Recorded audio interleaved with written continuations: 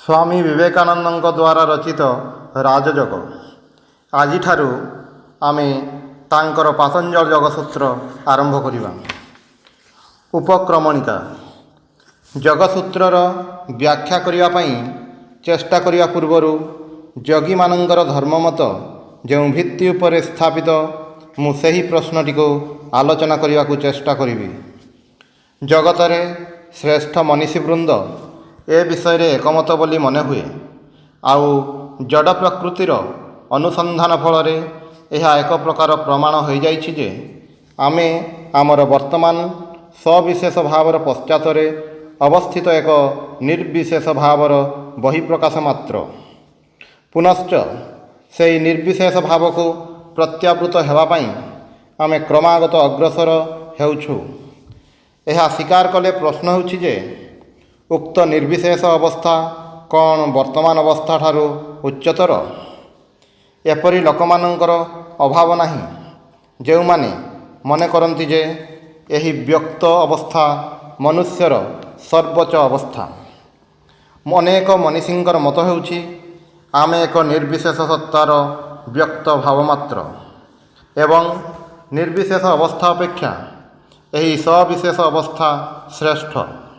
सेमाने मने करंती जे निर्विशेष सत्ता निर्गुण, सुतरां यह अचैतन्य जड़ और प्राणशून्य।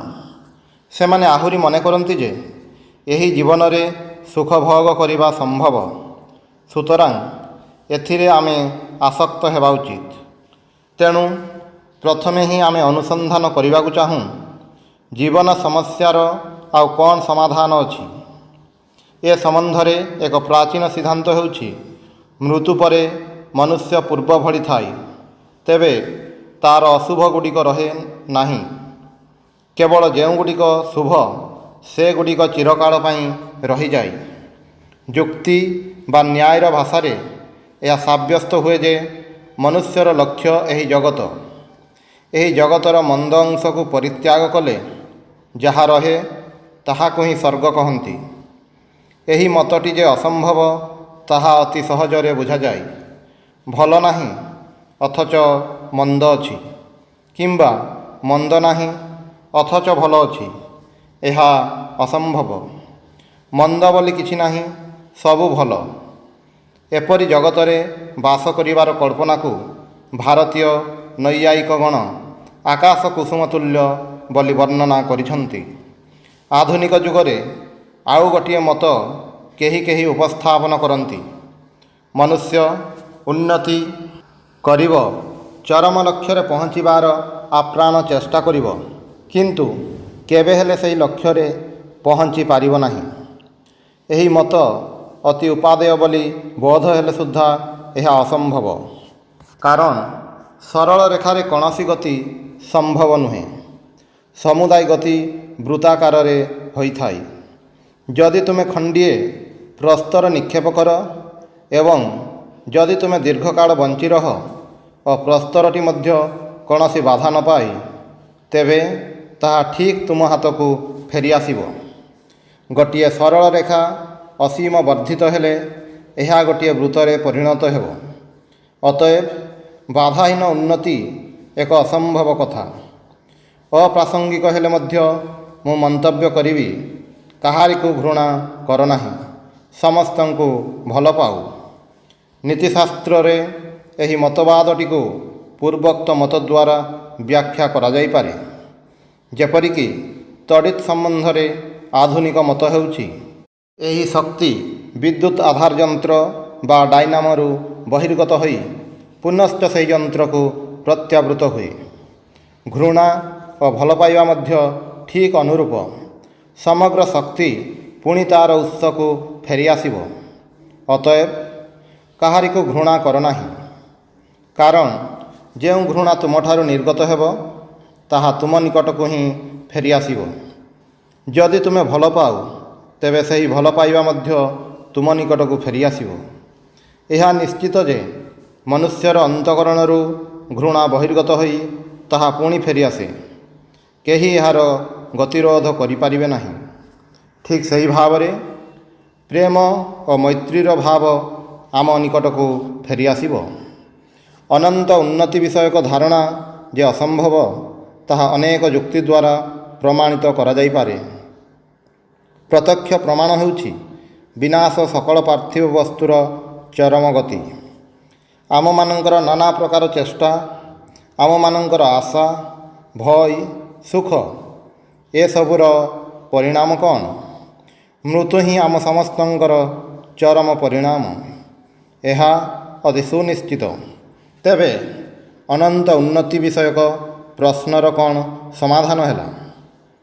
କିଛି ଦୂର ଯିବା, ପୁଣି ଯେଉଁଠାରୁ ଗତି ଆରମ୍ଭ ହୋଇଥିଲା ସେହି ସ୍ଥାନକୁ ଫେରିଆସିବା। ନିହାରିକାରୁ ସୂର୍ଯ୍ୟ, ଚନ୍ଦ୍ର, ତାରକା ଉତ୍ପନ୍ନ ହେଉଛନ୍ତି, ପୁଣି ନିହାରିକାରେ ଲୀନ ହେଉଛନ୍ତି। ସର୍ବତ୍ର ଏପରି ଚାଲିଛି। ଉଦ୍ଭିଦ ମୃତ୍ତିକାରୁ ଉପାଦାନ ସଂଗ୍ରହ କରୁଛି, ପରେ ପୁଣି ସବୁ ମାଟିକୁ ଫେରିଆସୁଛି। ପରମାଣୁରୁ ଉତ୍ପନ୍ନ ହୋଇ ସବୁକିଛି ପୁଣି ସେହି ପରମାଣୁ ଅବସ୍ଥାକୁ ଫେରିଯାଉଛି। ଗୋଟିଏ ନିୟମ ଯେ ବିଭିନ୍ନ ସ୍ଥାନରେ ବିଭିନ୍ନ ଭାବରେ କାର୍ଯ୍ୟ କରିବ, ତାହା ହୋଇନପାରେ। ନିୟମ ସର୍ବତ୍ର ଏକ ପ୍ରକାର, ଏହା ସୁନିଶ୍ଚିତ। ପ୍ରକୃତିର ନିୟମ ଯଦି ଏପରି ହୁଏ, ତାହେଲେ ଅନ୍ତର୍ଜଗତ କ୍ଷେତ୍ରରେ ମଧ୍ୟ ଏ ନିୟମ ପ୍ରଯୋଜ୍ୟ ହେବ। ଚିନ୍ତା ତାହାର ଉତ୍ପତ୍ତି ସ୍ଥାନରେ ଲୟ ହେବ।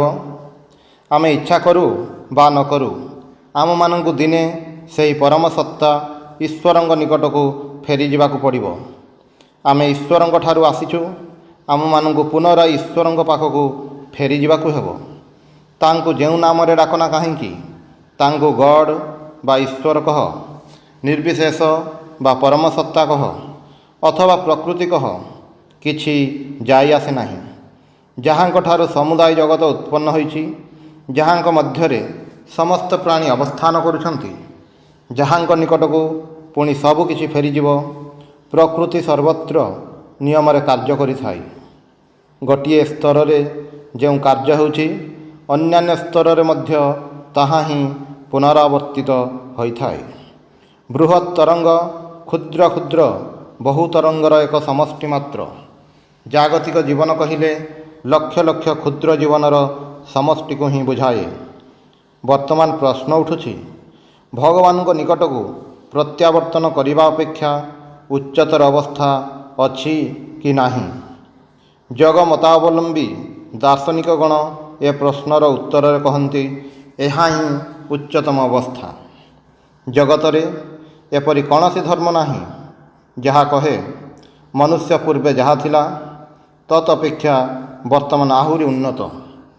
ଅର୍ଥାତ୍ ଆଦି ଅବସ୍ଥାରେ ମନୁଷ୍ୟ ଶୁଦ୍ଧ ଓ ପୂର୍ଣ୍ଣ ଥିଲା, ପରେ କ୍ରମାଗତ ଅବନତି ହେଲା। ପରେ ଏପରି ଏକ ସମୟ ଆସିବ ଯେତେବେଳେ ସେ ପୁଣି ଉଠିବାକୁ ଆରମ୍ଭ କରିବ ଏବଂ ବୃତ ସମ୍ପୂର୍ଣ୍ଣ କରି ପୂର୍ବ ସ୍ଥାନରେ ଉପନୀତ ହେବ। ବୃତ୍ତାକାର ଗତି ପୂର୍ଣ୍ଣ କରିବାକୁ ହିଁ ହେବ। ମନୁଷ୍ୟ ଯେତେ ନିଚକୁ ଯାଉନା କାହିଁକି, ଶେଷରେ ତାକୁ ଆଦି କାରଣ ଭଗବାନଙ୍କ ନିକଟକୁ ଫେରିଯିବାକୁ ପଡ଼ିବ। ମନୁଷ୍ୟ ଭଗବାନଙ୍କ ଠାରୁ ଆସିଛି, ବର୍ତ୍ତମାନ ମନୁଷ୍ୟ ହୋଇଛି, ପରିଶେଷରେ ପୁଣି ଭଗବାନଙ୍କ ନିକଟକୁ ପ୍ରତ୍ୟାବର୍ତ୍ତନ କରିବ। ଦ୍ୱୈତବାଦର ମତ ଅନୁଯାୟୀ ତତ୍ତ୍ୱକୁ ଏହି ଭାବରେ ବ୍ୟକ୍ତ କରାଯାଏ। ଅଦ୍ୱୈତବାଦର ଭାଷାରେ କହିବାକୁ ହେବ, ମନୁଷ୍ୟ ହିଁ ବ୍ରହ୍ମ, ତେଣୁ ପୁନରାୟ ସେ ବ୍ରହ୍ମ ଭାବ ପ୍ରାପ୍ତ ହୋଇଥାଏ। ଯଦି ଆମମାନଙ୍କର ବର୍ତ୍ତମାନ ଅବସ୍ଥା ଉଚ୍ଚତର ଅବସ୍ଥା ହୁଏ, ତାହେଲେ ଜଗତରେ ଏତେ ଦୁଃଖ କଷ୍ଟ ରହିଛି କାହିଁକି? ପୁନଶ୍ଚ ବିନାଶ ପ୍ରାପ୍ତ କାହିଁକି ହୁଏ? ଯଦି ଏହା ଉଚ୍ଚତର ଅବସ୍ଥା ହୁଏ, ତେବେ ଏହାର ଶେଷ ହୁଏ କାହିଁକି? ଯାହା ବିକୃତ ଓ ଅବନତ, ତାହା କେବେ ହେଲେ ସର୍ବୋଚ୍ଚ ଅବସ୍ଥା ହୋଇପାରେ ନାହିଁ। ଜଗତ ଏତେ ପୈଶାଚିକ ଭାବାପନ୍ନ କାହିଁକି? ଏ ବିଷୟରେ ଏତିକି କୁହାଯାଇପାରେ ଯେ, ଏହା ଭିତର ଦେଇ ଆମେ ଗୋଟିଏ ଉଚ୍ଚତର ପଥକୁ ଯାଉଛୁ। ନବଜୀବନ ଲାଭ କରିବା ପାଇଁ ଏହି ଅବସ୍ଥା ଭିତର ଦେଇ ଅଗ୍ରସର ହେବାକୁ ପଡ଼ିବ। ମାଟିରେ ବୀଜ ପୋତିଦିଅ, ତାହା ବିଶ୍ଳିଷ୍ଟ ହୋଇ କିଛି ଦିନ ପରେ ମାଟିରେ ସମ୍ପୂର୍ଣ୍ଣ ରୂପେ ମିଶିଯିବ। ପୁଣି ସେହି ବିଶ୍ଳିଷ୍ଟ ଅବସ୍ଥାରୁ ଏକ ମହାବୃକ୍ଷ ଉତ୍ପନ୍ନ ହେବ। ବ୍ରହ୍ମ ଭାବାପନ୍ନ ହେବା ପାଇଁ ପ୍ରତ୍ୟେକ ଜୀବାତ୍ମାକୁ ଏହି ବିଶ୍ଳେଷଣ ଦେଇ ଯିବାକୁ ହିଁ ହେବ। ଅତଏବ ଆମେ ଯେତେ ଶୀଘ୍ର ଏହି ମାନବ ଅବସ୍ଥାକୁ ଅତିକ୍ରମ କରିବା ସେତେ ମଙ୍ଗଳ। ତେବେ କ'ଣ ଆତ୍ମହତ୍ୟା କରି ଆମେ ବର୍ତ୍ତମାନ ଅବସ୍ଥାକୁ ଅତିକ୍ରମ କରିବା? କଦାପି ନୁହେଁ। ସେଥିରେ ବରଂ ଆହୁରି ଅନିଷ୍ଟ ହେବ। ଶରୀରକୁ ନିରର୍ଥକ ପୀଡ଼ା ଦେବା ଅଥବା ଜଗତର ନିନ୍ଦା କରିବା ଏହାର ବାହାରକୁ ଯିବାର ଉପାୟ ନୁହେଁ। ଆମମାନଙ୍କୁ ନୈରାଶ୍ୟର ପଙ୍କିଳ ହ୍ରଦ ପାରି ହେବାକୁ ପଡ଼ିବ। ନିର୍ବିଶେଷ ଅବସ୍ଥାକୁ ସର୍ବୋଚ୍ଚ ଅବସ୍ଥା କୁହାଯାଏ। କିନ୍ତୁ ଅନେକେ ଯେପରି ଆଶଙ୍କା କରନ୍ତି, ତାହା ପ୍ରସ୍ତର ବା ସ୍ପଞ୍ଜ ଭଳି ଅବସ୍ଥା ନୁହେଁ। ସେମାନଙ୍କ ମତରେ ଜଗତରେ ମାତ୍ର ଦୁଇ ପ୍ରକାର ଅସ୍ତିତ୍ୱ ଅଛି। ଏକ ପ୍ରକାର ପ୍ରସ୍ତର ଆଦି ତୁଲ୍ୟ ଜଡ଼ ଓ ଅପର ପ୍ରକାର ଚିନ୍ତା ବିଶିଷ୍ଟ। ଅସ୍ତିତ୍ୱକୁ ଏହି ଭାବରେ ସୀମାବଦ୍ଧ କରିବାର କି ଅଧିକାର ଆମମାନଙ୍କର ଅଛି? ଚିନ୍ତା ଅପେକ୍ଷା ଅନନ୍ତ ଗୁଣ ଉତ୍କୃଷ୍ଟ ଅବସ୍ଥା କ'ଣ ନାହିଁ? ଆଲୋକର କମ୍ପନ ଅତି ମୃଦୁ ହେଲେ ଆମେ ଦେଖିପାରିବା ନାହିଁ। ଯେତେବେଳେ ଏହି କମ୍ପନ ଅପେକ୍ଷାକୃତ ତୀବ୍ର ହୁଏ, କେବଳ ସେତିକି ବେଳେ ଆମ ଚକ୍ଷୁରେ ତାହା ପ୍ରତିଭାତ ହୁଏ। ଯେତେବେଳେ ଆହୁରି ତୀବ୍ର ହୁଏ, ସେତେବେଳେ ମଧ୍ୟ ଆମେ ତାହା ଦେଖିପାରିବା ନାହିଁ। ତାହା ଆମ ଚକ୍ଷୁରେ ଅନ୍ଧକାର ଭଳି ପ୍ରତୀୟମାନ ହୁଏ। ଏହି ଶେଷୋକ୍ତ ଅନ୍ଧକାର କ'ଣ ପ୍ରଥମୋକ୍ତ ଅନ୍ଧକାର ପରି? ତାହା ନୁହେଁ। ସେମାନେ ଦୁଇ ମେରୁପ୍ରାନ୍ତ ପରି ଭିନ୍ନ। ପ୍ରସ୍ତରର ଚିନ୍ତାଶୂନ୍ୟତା ଓ ଭଗବାନଙ୍କ ଚିନ୍ତାଶୂନ୍ୟତା କ'ଣ ଏକା ପ୍ରକାରର? କେବେ ହେଲେ ନୁହେଁ। ଭଗବାନ ଚିନ୍ତା କରନ୍ତି ନାହିଁ, ବିଚାର କରନ୍ତି ନାହିଁ। କାହିଁକି କରିବେ? ତାଙ୍କ ନିକଟରେ କ'ଣ କିଛି ଅଜ୍ଞତା ଅଛି ଯେ ସେ ବିଚାର କରିବେ? ପ୍ରସ୍ତର ବିଚାର କରିପାରେ ନାହିଁ, ଆଉ ଈଶ୍ୱର ବିଚାର କରନ୍ତି ନାହିଁ। ଏତିକି ମାତ୍ର ପାର୍ଥକ୍ୟ। ପୂର୍ବୋକ୍ତ ଦାର୍ଶନିକଗଣ ମନେ କରନ୍ତି ଯେ ଚିନ୍ତା ରାଜ୍ୟର ବାହାରକୁ ଯିବା ଅତି ଭୟାବହ ବ୍ୟାପାର, କାରଣ ସେମାନେ ଚିନ୍ତାର ଅତୀତ କିଛି କଳ୍ପନା କରିପାରନ୍ତି ନାହିଁ। ଯୁକ୍ତି ବିଚାର ଅପେକ୍ଷା ଅନେକ ଉଚ୍ଚତର ଅବସ୍ଥା ରହିଛି। ବାସ୍ତବିକ ବୁଦ୍ଧିର ଅତୀତ ପ୍ରଦେଶରେ ଆମର ପ୍ରଥମ ଧର୍ମ ଜୀବନ ଆରମ୍ଭ ହୁଏ। ଯେତେବେଳେ ତୁମେ ଚିନ୍ତା, ବୁଦ୍ଧି, ଯୁକ୍ତି ଏସବୁ ଅତିକ୍ରମ କରି ଚାଲିଯାଅ, ସେତେବେଳେ ତୁମେ ଭଗବତ୍ ପ୍ରାପ୍ତି ପାଇଁ ପ୍ରଥମ ପଦକ୍ଷେପ ନିଅ। ଏହା ଆଧ୍ୟାତ୍ମିକ ଜୀବନର ଯଥାର୍ଥ ଆରମ୍ଭ। ଯାହାକୁ ସାଧାରଣ ଭାବରେ ଜୀବନ ବୋଲି କୁହାଯାଏ, ତାହା ପ୍ରକୃତ ଜୀବନର ଭ୍ରୂଣ ଅବସ୍ଥା ମାତ୍ର। ବର୍ତ୍ତମାନ ପ୍ରଶ୍ନ ହୋଇପାରେ ଯେ ଚିନ୍ତା ଓ ବିଚାରର ଅତୀତ ଅବସ୍ଥାଟି ଯେ ସର୍ବୋଚ୍ଚ ଅବସ୍ଥା, ତାହାର ପ୍ରମାଣ କ'ଣ? ପ୍ରଥମତଃ ଜଗତର ଶ୍ରେଷ୍ଠ ବ୍ୟକ୍ତିଗଣ ନିଜ ଶକ୍ତି ବଳରେ ଯେଉଁମାନେ ଜଗତକୁ ପରିଚାଳିତ କରିଛନ୍ତି, ଯେଉଁମାନଙ୍କ ଚିନ୍ତାରେ ସ୍ୱାର୍ଥର ଲେଶମାତ୍ର ନଥିଲା, ସେମାନେ ସମସ୍ତେ ଘୋଷଣା କରିଯାଇଛନ୍ତି ଯେ ଆମର ଏହି ଜୀବନ ସେହି ଅନନ୍ତ ସ୍ୱରୂପତା ଲାଭ କରିବାର ପଥରେ ଗୋଟିଏ ଛୋଟ ସୋପାନ ମାତ୍ର। ଦ୍ୱିତୀୟତଃ ସେମାନେ ଯେ କେବଳ ଏହି କଥା ଘୋଷଣା କରି କ୍ଷାନ୍ତ ହୁଅନ୍ତି ତାହା ନୁହେଁ, ବରଂ ଅନ୍ୟ ସମସ୍ତଙ୍କୁ ତାହା ପାଇବାର ପଥ ମଧ୍ୟ ଦେଖାଇ ଦିଅନ୍ତି, ଯେପରି ସମସ୍ତେ ସେହି ପଥ ଅନୁସରଣ କରି ଅଗ୍ରସର ହୋଇପାରିବେ। ତୃତୀୟତଃ ଅନ୍ୟ କୌଣସି ପଥ ନାହିଁ। ଜୀବନର ଆଉ କୌଣସି ପ୍ରକାର ବ୍ୟାଖ୍ୟା କରିହେବ ନାହିଁ। ଯଦି ସ୍ୱୀକାର କରାଯାଏ ଯେ ଏହା ଅପେକ୍ଷା ଉଚ୍ଚତର ଅବସ୍ଥା ଆଉ ନାହିଁ, ତେବେ ଜିଜ୍ଞାସା ହେଉଛି, ଆମେ ଚିରକାଳ ଏହି ଚକ୍ର ଭିତରେ ଘୁରୁଛୁ କାହିଁକି? କେଉଁ ଯୁକ୍ତି ଦ୍ୱାରା ଏ ଜଗତର ବ୍ୟାଖ୍ୟା କରାଯାଏ? ଯଦି ଏହା ଅପେକ୍ଷା ଅଧିକ ଦୂରକୁ ଯିବାର ଶକ୍ତି ଆମର ନଥାଏ, ଯଦି ଏହା ଅପେକ୍ଷା ଅଧିକ କିଛି ପ୍ରାର୍ଥନା କରିବାର ନଥାଏ, ତାହେଲେ ଏହି ପଞ୍ଚେନ୍ଦ୍ରିୟ ଗ୍ରାହ୍ୟ ଜଗତ ହିଁ ଆମ ଜ୍ଞାନର ଚରମ ସୀମା ହୋଇ ରହିବ। ଏପରି ମତକୁ ଅଜ୍ଞବାଦ କୁହାଯାଏ। କେବଳ ଯେ ଇନ୍ଦ୍ରିୟର ସାକ୍ଷ୍ୟକୁ ବିଶ୍ୱାସ କରିବାକୁ ହେବ, ଏପରି ଯୁକ୍ତି କ'ଣ ଅଛି? ମୁଁ ତାହାକୁ ହିଁ ଯଥାର୍ଥ ଅଜ୍ଞବାଦୀ କହିବି, ଯିଏ ପଥରେ ଦଣ୍ଡାୟମାନ ହୋଇ ନୀରବରେ ଦେହତ୍ୟାଗ କରିବେ। ଯଦି ଯୁକ୍ତି ଆମର ସର୍ବସ୍ୱ ହୁଏ, ତେବେ ଶୂନ୍ୟବାଦର ପକ୍ଷ ଅବଲମ୍ବନ କରି ଆମେ କେଉଁଠି ହେଲେ ଛିଡ଼ା ହୋଇପାରିବା ନାହିଁ। କେବଳ ଅର୍ଥ, ଯଶ, ନାମର ଆକାଂକ୍ଷା ବ୍ୟତୀତ ଅନ୍ୟ ସକଳ ବିଷୟରେ କେହି ଯଦି ନାସ୍ତିକ ହୁଏ, ତେବେ ସେ ଜଣେ ପ୍ରତାରକ ମାତ୍ର। କାଣ୍ଟ ନିଃସଂଶୟରେ ପ୍ରମାଣ କରିଛନ୍ତି ଯେ ଆମେ ଯୁକ୍ତି ରୂପକ ବିରାଟ ପାଷାଣ ପ୍ରାଚୀର ନିର୍ମାଣ କରି ତାହା ଅତିକ୍ରମ କରିପାରିବା ନାହିଁ। କିନ୍ତୁ ଭାରତୀୟ ଦାର୍ଶନିକ ଗଣଙ୍କର ପ୍ରଥମ କଥା, ଆମେ ଯୁକ୍ତିକୁ ଅତିକ୍ରମ କରିପାରିବା। ଯୋଗୀମାନେ ଅତି ସାହସର ସହିତ ଅନ୍ୱେଷଣରେ ପ୍ରବୃତ୍ତ ହୁଅନ୍ତି ଏବଂ ଏପରି ଏକ ବସ୍ତୁ ଲାଭ କରନ୍ତି ଯାହା ଯୁକ୍ତିର ଊର୍ଦ୍ଧ୍ୱରେ ଏବଂ ଯେଉଁଠାରେ ଆମମାନଙ୍କର ବର୍ତ୍ତମାନ ଅବସ୍ଥାର ବ୍ୟାଖ୍ୟା ଆମେ ଖୋଜିପାଉ। ଯାହା ଆମମାନଙ୍କୁ ଜଗତରୁ ମୁକ୍ତ କରିଥାଏ, ତାହା ଶିକ୍ଷା କରିବାର ଏହା ହିଁ ଫଳ। ତୁମେ ଆମମାନଙ୍କର ପିତା, ତୁମେ ଆମମାନଙ୍କୁ ଅଜ୍ଞାନର ଅପର ତୀରକୁ ନେଇଯିବ। ଏହା ହିଁ ଯଥାର୍ଥ ଧର୍ମ। ଆମର ପରବର୍ତ୍ତୀ ବିଷୟ ହେଉଛି ପାତଞ୍ଜଳ ଯୋଗସୂତ୍ରର ପ୍ରଥମ ଅଧ୍ୟାୟ ସମାଧିପାଦ। ସୂତ୍ର ନମ୍ବର 1, ଅଥ ୟୋଗାନୁଶାସନମ୍, ଅର୍ଥାତ୍ ବର୍ତ୍ତମାନ ଯୋଗର ବ୍ୟାଖ୍ୟା କରାଯାଉଅଛି। ସୂତ୍ର ନମ୍ବର 2, ୟୋଗଶ୍ଚିତ୍ତ ବୃତ୍ତି ନିରୋଧଃ, ଅର୍ଥାତ୍ ଚିତ୍ତକୁ ବିଭିନ୍ନ ପ୍ରକାର ବୃତ୍ତି ଅର୍ଥାତ୍ ଆକାର ବା ପରିଣାମ ଗ୍ରହଣ କରିବାକୁ ନ ଦେବା ହିଁ ଯୋଗ। ବ୍ୟାଖ୍ୟା। ଏଠାରେ ଅନେକ କଥା ବୁଝାଇବାକୁ ହେବ। ପ୍ରଥମତଃ ଆମମାନଙ୍କୁ ବୁଝିବାକୁ ହେବ ଚିତ୍ତ ଓ ବୃତ୍ତି ଗୁଡ଼ିକ କ'ଣ। ମୋର ଚକ୍ଷୁ ଅଛି, ଚକ୍ଷୁ ବାସ୍ତବିକ ଦେଖେ ନାହିଁ। ମସ୍ତିଷ୍କରେ ଅବସ୍ଥିତ ଦର୍ଶନେନ୍ଦ୍ରିୟର ସ୍ନାୟୁ କେନ୍ଦ୍ରଟିକୁ ଅପସୃତ କର, ସେତେବେଳେ ତୁମର ଚକ୍ଷୁ ଥାଇପାରେ। ଚକ୍ଷୁର ଦୃଷ୍ଟିପଟଳ ଭଲ ଥାଇପାରେ। ଚକ୍ଷୁ ଉପରେ ଯେଉଁ ଦୃଶ୍ୟ ପତିତ ହୋଇ ଦର୍ଶନ ହୁଏ ତାହା ମଧ୍ୟ ଥାଇପାରେ, ତଥାପି ଚକ୍ଷୁ ଦେଖିପାରିବ ନାହିଁ। ଚକ୍ଷୁ କେବଳ ଦର୍ଶନର ଗୌଣ ଯନ୍ତ୍ର ମାତ୍ର। ଏହା ପ୍ରକୃତ ଦର୍ଶନେନ୍ଦ୍ରିୟ ନୁହେଁ। ଦର୍ଶନେନ୍ଦ୍ରିୟ ମସ୍ତିଷ୍କ ଅନ୍ତର୍ଗତ ଗୋଟିଏ ସ୍ନାୟୁ କେନ୍ଦ୍ରରେ ଅବସ୍ଥିତ। କେବଳ ଚକ୍ଷୁ ଦୁଇଟି ଯଥେଷ୍ଟ ନୁହେଁ। କେହି କେହି ଆଖି ଖୋଲା ଥିବା ଅବସ୍ଥାରେ ଶୋଇପଡ଼ନ୍ତି। ଦର୍ଶନେନ୍ଦ୍ରିୟ ରହିଛି, ବାହାର ଦୃଶ୍ୟ ମଧ୍ୟ ରହିଛି, କିନ୍ତୁ ଗୋଟିଏ ତୃତୀୟ ବସ୍ତୁର ପ୍ରୟୋଜନ। ମନ ଇନ୍ଦ୍ରିୟ ସହିତ ସଂଯୁକ୍ତ ହେବା ଦରକାର।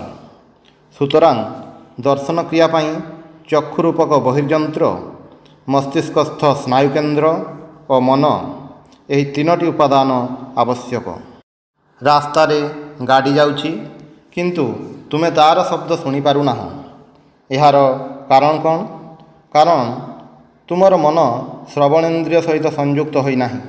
ଅତଏବ ପ୍ରତ୍ୟେକ ଅନୁଭବ କ୍ରିୟା ପାଇଁ ଦରକାର ପ୍ରଥମତଃ ବାହ୍ୟଯନ୍ତ୍ର, ତାପରେ ଇନ୍ଦ୍ରିୟ ଏବଂ ତୃତୀୟତଃ ଉଭୟ ସହିତ ମନର ଯୋଗ।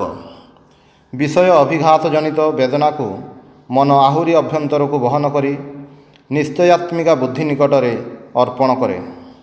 ସେତେବେଳେ ବୁଦ୍ଧିରୁ ପ୍ରତିକ୍ରିୟା ହୁଏ। ଏହି ପ୍ରତିକ୍ରିୟା ସହିତ ଅହଂଭାବର ଯୋଗ ହୁଏ। ପୁଣି ଏହି କ୍ରିୟା ଓ ପ୍ରତିକ୍ରିୟାର ସମଷ୍ଟି ପୁରୁଷ ଅର୍ଥାତ୍ ପ୍ରକୃତ ଆତ୍ମାଙ୍କ ନିକଟରେ ଅର୍ପିତ ହୁଏ। ସେ ସେତେବେଳେ ଏହି ମିଶ୍ରଣଟିକୁ ଗୋଟିଏ ବସ୍ତୁ ରୂପେ ଅନୁଭବ କରନ୍ତି। ଇନ୍ଦ୍ରିୟଗଣ, ମନ, ନିଶ୍ଚୟାତ୍ମିକା ବୁଦ୍ଧି ଓ ଅହଙ୍କାରର ସମଷ୍ଟିକୁ ଅନ୍ତଃକରଣ କହନ୍ତି। ସେଗୁଡ଼ିକ ମନର ବିଭିନ୍ନ ଉପାଦାନ, ଚିତ୍ତର ଭିନ୍ନ ଭିନ୍ନ ପ୍ରକ୍ରିୟା ସ୍ୱରୂପ। ଚିତ୍ତର ଅନ୍ତର୍ଗତ ଏହି ସକଳ ଚିନ୍ତା ତରଙ୍ଗକୁ ବୃତ୍ତି ଅର୍ଥାତ୍ ଆକ୍ଷରିକ ଭାବେ ଆବର୍ତ୍ତ ବା ଘୂର୍ଣ୍ଣି କୁହାଯାଏ। ବର୍ତ୍ତମାନ ପ୍ରଶ୍ନ ହେଉଛି, ଚିନ୍ତା କ'ଣ? ମାଧ୍ୟାକର୍ଷଣ ବା ବିକର୍ଷଣ ଶକ୍ତି ତୁଲ୍ୟ ଚିନ୍ତା ମଧ୍ୟ ଏକ ପ୍ରକାର ଶକ୍ତି। ପ୍ରାକୃତିକ ଶକ୍ତିର ଅକ୍ଷୟ ଭଣ୍ଡାରରୁ ଚିତ୍ତ ନାମକ ଯନ୍ତ୍ରଟି କିଛି ଶକ୍ତି ସଂଗ୍ରହ କରି ଅଙ୍ଗୀଭୂତ କରେ ଏବଂ ଏହାକୁ ଚିନ୍ତା ରୂପେ ପ୍ରେରଣ କରେ। ଖାଦ୍ୟରୁ ଆମର ଏହି ଶକ୍ତି ସଂଗୃହୀତ ହୁଏ।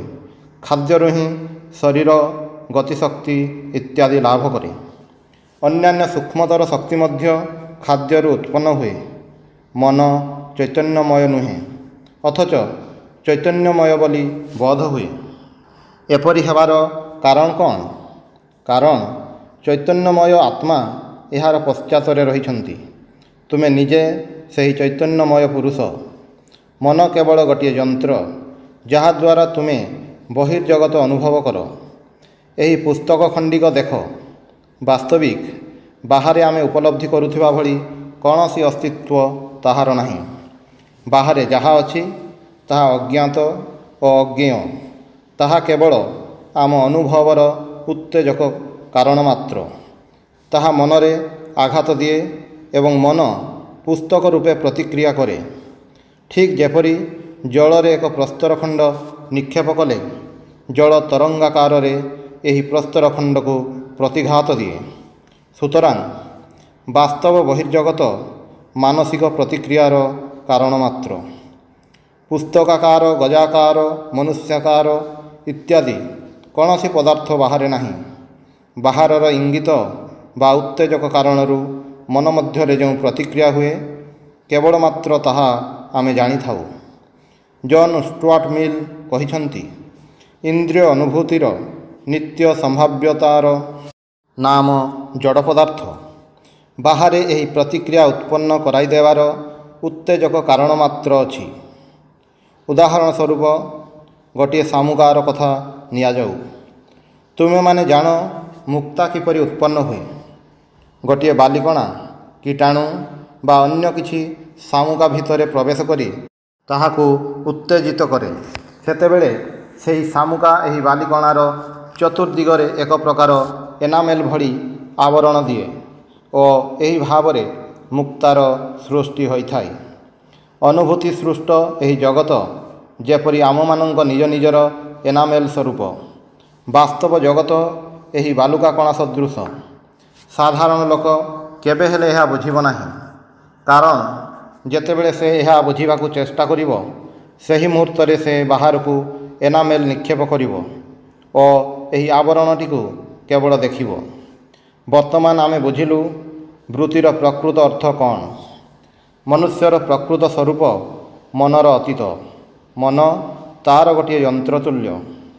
ଏହି ଚୈତନ୍ୟ ମନ ଭିତର ଦେଇ ଆସୁଅଛି। ତୁମେ ଯେତେବେଳେ ମନ ପଶ୍ଚାତରେ ଦ୍ରଷ୍ଟା ରୂପେ ଅବସ୍ଥାନ କର ସେତେବେଳେ ଏହା ଚୈତନ୍ୟମୟ ହୋଇଯାଏ। କିନ୍ତୁ ଯେତେବେଳେ ମନୁଷ୍ୟ ଏହି ମନକୁ ସମ୍ପୂର୍ଣ୍ଣ ରୂପେ ତ୍ୟାଗ କରେ ସେତେବେଳେ ଏହାର କୌଣସି ଅସ୍ତିତ୍ୱ ରହେ ନାହିଁ। ଚିତ୍ତ ମନର ଉପାଦାନ ସ୍ୱରୂପ ଏବଂ ବୃତ୍ତିଗୁଡ଼ିକ ଏହାର ତରଙ୍ଗ ଭଳି। ଯେତେବେଳେ ବାହାରର କେତେଗୁଡ଼ିଏ କାରଣ ଚିତ୍ତ ଉପରେ କାର୍ଯ୍ୟ କରେ ସେତେବେଳେ ତାହା ଏହି ତରଙ୍ଗାକାର ଧାରଣ କରେ ଏବଂ ଏହି ବୃତ୍ତିଗୁଡ଼ିକ ହିଁ ଆମମାନଙ୍କର ଜଗତ।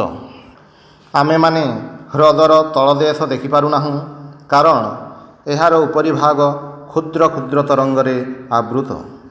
ଯେତେବେଳେ ତରଙ୍ଗଗୁଡ଼ିକ ଶାନ୍ତ ହୁଏ ଜଳ ସ୍ଥିର ହୋଇଯାଏ। କେବଳ ସେତିକି ବେଳେ ତାହାର ତଳଦେଶର କ୍ଷଣିକ ଦର୍ଶନ ପାଇବା ସମ୍ଭବ। ଯଦି ଜଳ ଗଡ଼ିଆଥାଏ ବା କ୍ରମାଗତ ଆନ୍ଦୋଳିତ ହେଉଥାଏ ତାହେଲେ ଏହାର ତଳଦେଶ କେବେ ହେଲେ ଦେଖାଯିବ ନାହିଁ। ଯଦି ଏହା ନିର୍ମଳ ଥାଏ ଏବଂ ସେଥିରେ କୌଣସି ତରଙ୍ଗ ନଥାଏ ତେବେ ଯାଇ ଆମେ ଏହାର ତଳଦେଶ ଦେଖିପାରିବା। ହ୍ରଦର ତଳଦେଶ ଯେପରିକି ଆମର ପ୍ରକୃତ ସ୍ୱରୂପ। ହ୍ରଦଟି ଚିତ୍ତ ଏବଂ ଏହାର ତରଙ୍ଗଗୁଡ଼ିକ ବୃତ୍ତି ସ୍ୱରୂପ। ଆହୁରି ଆମେ ଦେଖିବାକୁ ପାଉ ଯେ ଏହି ମନ ତ୍ରିବିଧ ଭାବେ ଅବସ୍ଥାନ କରେ। ପ୍ରଥମଟି ଅନ୍ଧକାରମୟ ଅର୍ଥାତ୍ ତମ, ଯେପରି ପଶୁ ଓ ମୂର୍ଖମାନଙ୍କର ମନ। ସେମାନଙ୍କ କାର୍ଯ୍ୟ କେବଳ ଅନ୍ୟର ଅନିଷ୍ଟ କରିବା। ଏହିପରି ମନରେ ଆଉ କୌଣସି ପ୍ରକାର ଭାବ ଉଦିତ ହୁଏ ନାହିଁ। ଦ୍ୱିତୀୟଟି ମନର କ୍ରିୟାଶୀଳ ଅବସ୍ଥା ରଜ। ଏ ଅବସ୍ଥାରେ କେବଳ ପ୍ରଭୁତ୍ୱ ଓ ଭୋଗର ଇଚ୍ଛା ଥାଏ। ମୁଁ କ୍ଷମତାଶାଳୀ ହେବି ଓ ଅନ୍ୟ ଉପରେ ପ୍ରଭୁତ୍ୱ କରିବି। ଏହି ଭାବ ରଜରୁ ଉତ୍ପନ୍ନ। ତାପରେ ଯେଉଁ ଅବସ୍ଥା ତାହା ସତ୍ତ୍ୱ। ଏହା ଶାନ୍ତ। ଏ ଅବସ୍ଥାରେ ତରଙ୍ଗ ରହେ ନାହିଁ। ମନରୂପକ ହ୍ରଦର ଜଳ ନିର୍ମଳ ହୋଇଯାଏ। ଏହା ନିଷ୍କ୍ରିୟ ନୁହେଁ ବରଂ ଅତିଶୟ କ୍ରିୟାଶୀଳ ଅବସ୍ଥା। ଶାନ୍ତ ଭାବ ଶକ୍ତିର ଉଚ୍ଚତମ ବିକାଶ। କ୍ରିୟାଶୀଳ ହେବା ବରଂ ସହଜ। ଲଗାମ ଛାଡ଼ିଦେଲେ ଅଶ୍ୱଗଣ ତୁମକୁ ନେଇ ଦୌଡ଼ିବାକୁ ଆରମ୍ଭ କରିବେ। ଯେକୌଣସି ବ୍ୟକ୍ତି ଏହା କରିପାରନ୍ତି, କିନ୍ତୁ ଯିଏ ଏହି ଲମ୍ଫମାନ ଅଶ୍ୱକୁ ଅଟକାଇ ପାରନ୍ତି ସେ ମହାଶକ୍ତିଧର ପୁରୁଷ। ଛାଡ଼ିଦେବା କିମ୍ବା ବେଗ ସଂଯତ କରିବା ଏମାନଙ୍କ ମଧ୍ୟରୁ କେଉଁଟିରେ ଅଧିକ ଶକ୍ତିର ପ୍ରୟୋଜନ? ଶାନ୍ତ ବ୍ୟକ୍ତି ଅଳସ ବ୍ୟକ୍ତି ପରି ନୁହନ୍ତି। ସତ୍ତ୍ୱ ଭାବକୁ ଜଡ଼ତା ବା ଆଳସ୍ୟ ବୋଲି ମନେକର ନାହିଁ। ଯିଏ ମନର ଏହି ତରଙ୍ଗଗୁଡ଼ିକୁ ନିଜ ଆୟତ୍ତକୁ ଆଣିପାରିଛନ୍ତି ସେ ଶାନ୍ତ ପୁରୁଷ। କ୍ରିୟାଶୀଳତା ନିମ୍ନତର ଶକ୍ତିର ଓ ଶାନ୍ତ ଭାବ ଉଚ୍ଚତର ଶକ୍ତିର ପ୍ରକାଶ। ଚିତ୍ତ ସର୍ବଦା ତାହାର ସ୍ୱାଭାବିକ ପବିତ୍ର ଅବସ୍ଥାକୁ ଫେରି ପାଇବା ପାଇଁ ଚେଷ୍ଟା କରୁଛି, କିନ୍ତୁ ଇନ୍ଦ୍ରିୟଗୁଡ଼ିକ ଏହାକୁ ବାହାରକୁ ଆକର୍ଷଣ କରୁଛନ୍ତି। ଚିତ୍ତକୁ ଦମନ କରିବା ତାହାର ବାହାରକୁ ଯିବାର ପ୍ରବୃତ୍ତିକୁ ନିବାରଣ କରିବା ଓ ତାହାକୁ ପ୍ରତ୍ୟାବୃତ କରି ସେହି ଚୈତନ୍ୟ ଘନ ପୁରୁଷଙ୍କ ନିକଟକୁ ଯିବାର ପଥକୁ ଫେରାଇବା। ଏହା ଯୋଗର ପ୍ରଥମ ସୋପାନ, କାରଣ କେବଳ ଏହି ଉପାୟରେ ଚିତ୍ତ ଏହାର ପ୍ରକୃତ ପଥର ସନ୍ଧାନ ପାଇଥାଏ। ଯଦିଓ ଉଚ୍ଚତମ ଠାରୁ ଆରମ୍ଭ କରି ନିମ୍ନତମ ପର୍ଯ୍ୟନ୍ତ ସକଳ ପ୍ରାଣୀଙ୍କ ମଧ୍ୟରେ ଏହି ଚିତ୍ତ ରହିଛି, ତଥାପି କେବଳ ମନୁଷ୍ୟ ଦେହରେ ହିଁ ତାହାକୁ ଆମେ ବୁଦ୍ଧି ରୂପରେ ବିକଶିତ ଥିବାର ଦେଖିବାକୁ ପାଉ। ଚିତ୍ତ ଯେତେଦିନ ବୁଦ୍ଧିର ଆକାର ଧାରଣ ନ କରୁଛି, ସେତେଦିନ ତା ପକ୍ଷରେ ଏହି ସକଳ ବିଭିନ୍ନ ସୋପାନ ଅତିକ୍ରମ କରି ଆତ୍ମାକୁ ମୁକ୍ତ କରିବା ସମ୍ଭବ ନୁହେଁ। ଗୋରୁ ବା କୁକୁର ପକ୍ଷରେ ସାକ୍ଷାତ ମୁକ୍ତି ସମ୍ଭବ ନୁହେଁ, କାରଣ ଯଦିବା ସେମାନଙ୍କର ମନ ବା ଚିତ୍ତ ଅଛି, ତାହା ଏହି କ୍ଷେତ୍ରରେ ବୁଦ୍ଧି ଆକାର ଧାରଣ କରିପାରି ନାହିଁ। ଏହି ଚିତ୍ତ ଅବସ୍ଥା ଭେଦରେ ନାନା ରୂପ ଧାରଣ କରେ, ଯଥା କ୍ଷିପ୍ତ, ମୂଢ଼, ବିକ୍ଷିପ୍ତ ଓ ଏକାଗ୍ର। ମନ ଏହି ଚାରି ଅବସ୍ଥାରେ ଚାରି ପ୍ରକାର ରୂପ ଧାରଣ କରେ। ପ୍ରଥମ କ୍ଷିପ୍ତ, ଯେଉଁ ଅବସ୍ଥାରେ ମନ ଚାରିଆଡ଼କୁ ବିଚ୍ଛୁରିତ ହୋଇଥାଏ ଏବଂ ଯେଉଁ ଅବସ୍ଥାରେ କର୍ମବାସନା ପ୍ରବଳ ଥାଏ। ଏପରି ମନର ଚେଷ୍ଟା କେବଳ ମାତ୍ର ସୁଖ ଓ ଦୁଃଖ ଏହି ଦ୍ୱିବିଧ ଭାବେ ପ୍ରକାଶିତ ହେବା। ତାପରେ ମୂଢ଼ ଅବସ୍ଥା, ଯାହା ତମ ଗୁଣାତ୍ମକ, ଏହାର ଚେଷ୍ଟା କେବଳ ଅନ୍ୟର ଅନିଷ୍ଟ କରିବା। ବିକ୍ଷିପ୍ତ ଅବସ୍ଥାରେ ମନ କେନ୍ଦ୍ର ନିକଟକୁ ଯିବାର ଚେଷ୍ଟା କରେ। ଏଠାରେ ଟୀକାକାର କହନ୍ତି, ବିକ୍ଷିପ୍ତ ଅବସ୍ଥା ଦେବତାମାନଙ୍କର ଓ ମୂଢ଼ ଅବସ୍ଥା ଅସୁରଗଣଙ୍କର ସ୍ୱାଭାବିକ ଅବସ୍ଥା। ଏକାଗ୍ର ଅବସ୍ଥାରେ ଚିତ୍ତ କେନ୍ଦ୍ରୀଭୂତ ହେବାକୁ ଚେଷ୍ଟା କରେ। ଏହା ଆମମାନଙ୍କୁ ସମାଧି ଅବସ୍ଥା ଲାଭ କରାଇଥାଏ। ବର୍ତ୍ତମାନ ସୂତ୍ର ନମ୍ବର 3, ତଦା ଦ୍ରଷ୍ଟୁଃ ସ୍ୱରୂପେ ଅବସ୍ଥାନମ୍, ଅର୍ଥାତ୍ ସେତେବେଳେ ଏହି ନିରୋଧ ଅବସ୍ଥାରେ ଦ୍ରଷ୍ଟା ଅର୍ଥାତ୍ ପୁରୁଷ ନିଜର ଅପରିବର୍ତ୍ତନୀୟ ସ୍ୱରୂପରେ ଅବସ୍ଥିତ ଥାଏ। ଯେତେବେଳେ ତରଙ୍ଗ ଗୁଡ଼ିକ ଶାନ୍ତ ହୋଇଯାଏ ଓ ହ୍ରଦ ଶାନ୍ତ ଭାବ ଧାରଣ କରେ, ସେତେବେଳେ ଆମେ ହ୍ରଦର ତଳଦେଶ ଦେଖିବାକୁ ପାଉ। ମନ ସମ୍ବନ୍ଧରେ ମଧ୍ୟ ଏହିପରି ବୁଝିବାକୁ ହେବ। ଯେତେବେଳେ ତାହା ଶାନ୍ତ ହୋଇଯାଏ, କେବଳ ସେତିକି ବେଳେ ଆମେ ଆମର ସ୍ୱରୂପ ବୁଝିପାରୁ। ସେତେବେଳେ ଆମେ ଏହି ତରଙ୍ଗ ଗୁଡ଼ିକ ସହିତ ନିଜକୁ ମିଶାଇ ନ ଦେଇ ନିଜ ସ୍ୱରୂପରେ ଅବସ୍ଥିତ ଥାଉ। ସୂତ୍ର ନମ୍ବର 4, ବୃତ୍ତି ସାରୂପ୍ୟମ୍ ଇତରତ୍ର, ଅର୍ଥାତ୍ ଅନ୍ୟାନ୍ୟ ସମୟରେ ଅର୍ଥାତ୍ ଏହି ନିରୋଧ ଅବସ୍ଥା ବ୍ୟତୀତ ଅନ୍ୟ ସମୟରେ ଦ୍ରଷ୍ଟା ଚିତ୍ତବୃତ୍ତି ସହିତ ଏକୀଭୂତ ହୋଇଥାନ୍ତି। ଯେପରି କେହି ମୋର ନିନ୍ଦା କଲା, ଏହା ଏକ ପ୍ରକାର ପରିଣାମ, ଏକ ପ୍ରକାର ବୃତ୍ତି। ମୁଁ ତା ସହିତ ନିଜକୁ ମିଶାଇ ଦେଉଛି ଏବଂ ତାହାର ଫଳ ଦୁଃଖ। ସୂତ୍ର ନମ୍ବର 5, ବୃତ୍ତୟଃ ପଞ୍ଚତୟଃ କ୍ଳିଷ୍ଟାଃ ଅକ୍ଳିଷ୍ଟାଃ, ଅର୍ଥାତ୍ ବୃତ୍ତି 5 ପ୍ରକାର, କ୍ଲେଶଯୁକ୍ତ ଓ ଅନ୍ୟଗୁଡ଼ିକ କ୍ଲେଶଶୂନ୍ୟ। ସୂତ୍ର ନମ୍ବର 6, ପ୍ରମାଣ ବିପର୍ଯ୍ୟୟଃ ବିକଳ୍ପ ନିଦ୍ରା ସ୍ମୃତୟଃ, ଅର୍ଥାତ୍ ପ୍ରମାଣ, ବିପର୍ଯ୍ୟୟ, ବିକଳ୍ପ, ନିଦ୍ରା ଓ ସ୍ମୃତି, ଅର୍ଥାତ୍ ସତ୍ୟଜ୍ଞାନ, ବ୍ରହ୍ମଜ୍ଞାନ, ଶବ୍ଦବ୍ରହ୍ମ, ନିଦ୍ରା ଓ ସ୍ମୃତି, ଏହି 5 ପ୍ରକାର ବୃତ୍ତି। ଓಂ ଶାନ୍ତି ଶାନ୍ତି ଶାନ୍ତି। ହରି ଓಂ ତତ୍ସତ୍।